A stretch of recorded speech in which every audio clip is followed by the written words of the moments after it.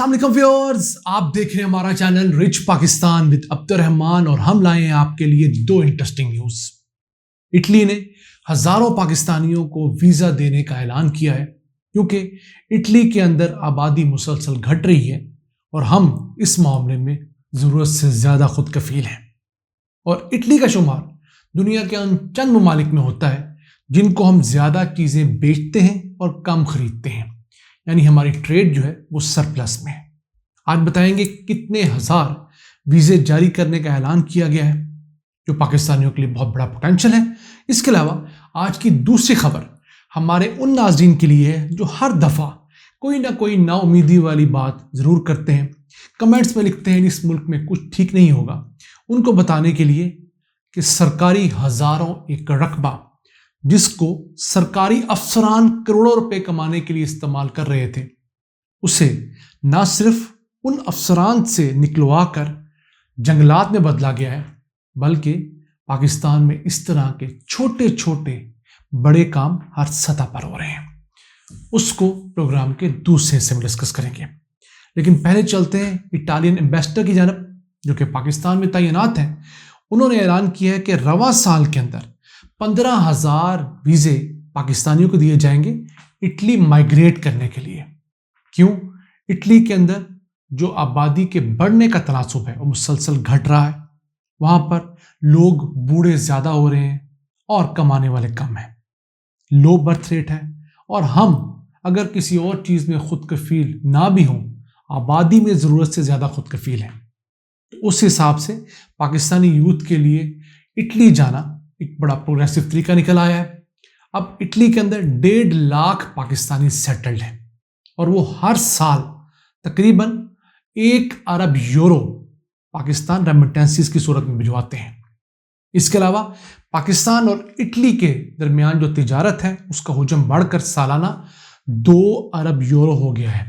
उसमें से 1.25 अरब यूरो की हम चीजें बेचते हैं, जबकि 800 मिलियन यूरो की चीजें हम उनसे खरीदते हैं।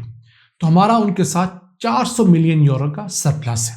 बहुत कम ममालिक हैं जिनको हम ज्यादा चीजें बेचते हैं और उनसे खरीदते कम है। अमेरिका को भी हम ज्यादा चीजें बेचते हैं, उनसे खरीदते कम है, जबकि चाइना को कम बेचते हैं, बहुत ज्यादा खरीदते हैं। तो हमें वो एक खास इक्विलिब्रियम बनाना होगा। जो हमारा ट्रेड डेफिसिट है उसे ट्रेड सरप्लस में कन्वर्ट करना होगा हर कंट्री के हिसाब से, तभी जाकर पाकिस्तान अपने कदमों पे खड़ा होगा। अब जो एम्बेसडर हैं इटालियन, उन्होंने ये भी कहा है कि 15,000 तो हम इनिशियल ऑफर कर रहे हैं, हम इसके अलावा भी आपको मजीद वीजे इस साल में देंगे अगर आप हमें हमारी मर्जी की वर्क फोर्स देंगे। तो पाकिस्तान के technical institutes, vocational institutes, universities को इस तरफ देखना होगा कि वो कौन से फील्ड्स हैं, वो कौन से हुनर हैं जिनकी डिमांड यूरोप में, इटली में या दीगर ममालिक में है। उन फील्ड्स के अंदर तलबा को तैयार करें ताकि जैसे ही वहां से निकले उनको फौरी तौर पर पाकिस्तान और बाहर जाके जॉब्स मिले। सिर्फ मक्खी पे मक्खी ना मारी जाए या पुराने कोर्सेज ना करवाए जाए। अगर टीवी रिपेयर की बात की जाए मिसाल के तौर पे, तो आजकल दौर LEDs का आ गया है, तो उसको ट्रेन किया जाए। मोबाइल फोन्स और लैपटॉप को रिपेयर करने की तरफ फोकस किया जाए। जो सोलर पैनल्स हैं, रिन्यूएबल एनर्जी है, इसमें विंड टर्बाइंस भी हैं, इवन घरों के लेवल पे उनको फरोग देना जरूरी है। अगर आपको चलते चलते बताएं कि पाकिस्तान इटली को टेक्सटाइल की मुख्तलिफ मसनूआत, बनी हुई भी और कॉटन, बड़ी मिकदार में एक्सपोर्ट करता है। मुख्तलिफ स्पिरिट्स वगैरह, बेवरेजेस पाकिस्तान, और लेदर इटली को एक्सपोर्ट करता है, जबकि इटली से हम मशीनरी, अप्लायंसेस, लोहा वगैरह और फार्मास्यूटिकल की चीज़ें इंपोर्ट करते हैं। इटली पाकिस्तान का बड़ा टाइम टेस्टेड फ्रेंड भी है बड़ी हद तक। तो जो पाकिस्तानी जाना चाहें इस मुतालिक इटालियन जो एम्बेसी है उसकी वेबसाइट से मज़ीद तफसीलात ले सकते हैं। आइए चलते हैं आज की दूसरी खबर की जानब। जिला बक्कर, उसमें पाकिस्तान का सबसे बड़ा सरकारी सतह पर लाइव स्टॉक रिसर्च फार्म है जो 10,273 एकड़ पर मुहित है। एक शहर का, छोटे शहर का इतना रकबा होता है जितना इस रिसर्च फार्म को दिया गया है।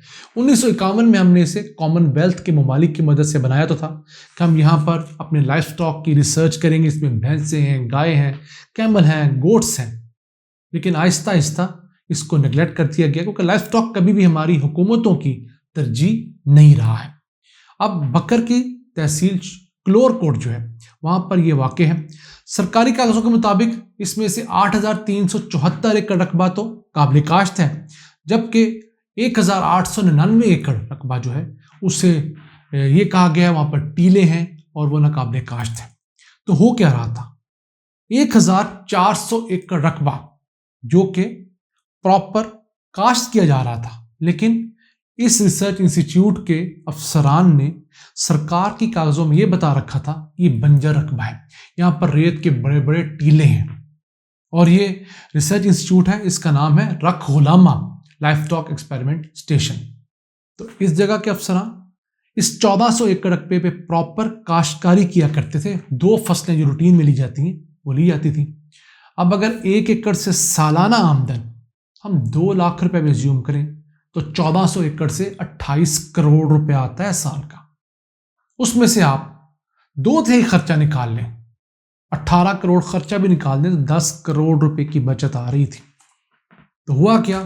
اس سیزن کے اندر شجرکاری کے لیے ریاست تیز ہوئی، پتہ لگا کہ یہ جو 1400 ایکڑ رقبہ جو ہے یہ تو قابل کاشت ہے، یہاں کاشتکاری ہو رہی ہے، اور جھوٹ بول کر اس کو بتایا گیا ہے کہ یہ صحرا کا رقبہ ہے یا ٹیلوں کا رقبہ ہے۔ اس سلسلے میں جو اسسٹنٹ کمشنر ہیں کلور کوٹ عابد شبیر لغاری، انہوں نے جا کر آن سپاٹ وزٹ کیا اور دیکھا، حیران رہے۔ انہوں نے یہاں کے عملے کو ڈانٹا بھی، اور اس رقبے کے اوپر اب جنگل اگایا جا رہا ہے جس میں فراش کے 5,000 سے زیادہ درخت ہیں، اس کے علاوہ دوسرے پودے لگائے جائیں گے۔ تو دیکھیے کہ ہمارے ہاں تمام تر قباحتوں کے باوجود اچھے سٹیپس بھی لیے جا رہے ہیں، اور اس چیز کو کسی اخبار نے، کسی ٹی وی نے ہائی لائٹ نہیں کیا، بلکہ کلور کوٹ کے ایک صحافی زاہد شریف رانا نے اسے اپنے فیس بک پیج پہ ہائی لائٹ کیا۔ ہم نے ان سے رابطہ کیا، ڈیٹیلز مانگی، تو پتہ لگا کہ یہ اربوں روپے کی زمین جو ہے اس طرح ذاتی مفاد سے نکل کے اب قومی مفاد کے اندر آ چکی ہے، اور جس رقبے سے پہلے پرائیویٹ لوگ پیسہ کما رہے تھے، سرکاری لوگ اور پرائیویٹ مل کر، اسی رقبے پہ اب لاکھوں درخت لگیں گے۔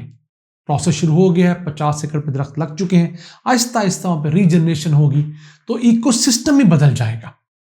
اب اس 10,273 ایکڑ میں سے بمشکل 1000 ایکڑ کو یوز کیا جا رہا ہوگا ریسرچ اسٹیشن کے لیے، لائف اسٹاک سیکٹر کے لیے۔ باقی 9,000 ایکڑ رقبہ اسی طرح کوئی پٹے پہ دیا ہوا ہے، کچھ مل ملا کے کام چلایا جا رہا ہے۔ پاکستان میں سرکار کی زمینیں ایک بہت بڑا اثاثہ ہے۔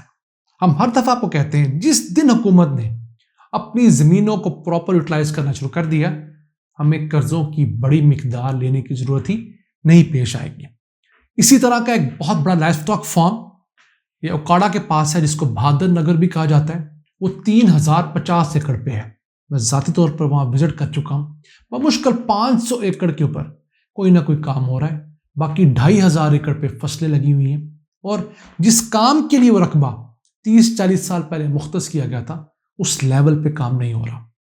ہماری حکومتیں ریسرچ اسٹیشنز کے لیے یونیورسٹیز کو، کالجز کو بڑے رقبے دے دیتی ہیں، لیکن اس کے بعد اس لیول کی فنڈنگ نہیں کرتی کہ وہاں پر state of the art research ہو سکے، اور پھر سرورنس بھی نہیں ہوتی کہ وہ افسران جو وہاں پر ڈپیوٹیڈ ہیں وہ کرتے کیا ہیں۔ اب اس ریسرچ اسٹیشن پہ جو بہت دھڑی لگ رہی تھی غلامہ والے، تو کہا جاتا ہے کہ یہاں سے آنے والا ریونیو متعلقہ سپرڈنٹ سے لے کر سیکٹری لائف اسٹاک تک تقسیم ہوا کرتا تھا، اور یہ ریونیو لیگل نہیں تھا، وہی تھا جو 1400 ایکڑ بنجر رقبہ دکھا کر اس کو قابل کاشت بنایا ہوا تھا۔ یہ ہر لحاظ سے لیگل ہے، لیکن شکر ہے ایک بہت بڑا پیچ حکومت کی نظر میں آیا، اب وہاں پر جنگل لگے گا، تو کوشش کی جائے ایسے اسسٹنٹ کمشنرز کو، ڈپٹی کمشنر کو سپورٹ کیا جائے جو کام کرنا چاہتے ہیں۔ تو یقین کیجیے آج بھی اس ملک کی تقدیر بدلی جا سکتی ہے، اور اگر ہر صحافی، خواہ وہ چھوٹے شہر کا ہو بڑے کا ہو، اپنے ایشوز کو ہائی لائٹ کرے تو تبدیلی لانا ممکن ہے۔ ان الفاظ کے ساتھ اپنے میزبان عبد الرحمان کو اجازت دیجیے۔ اللہ نے کے بعد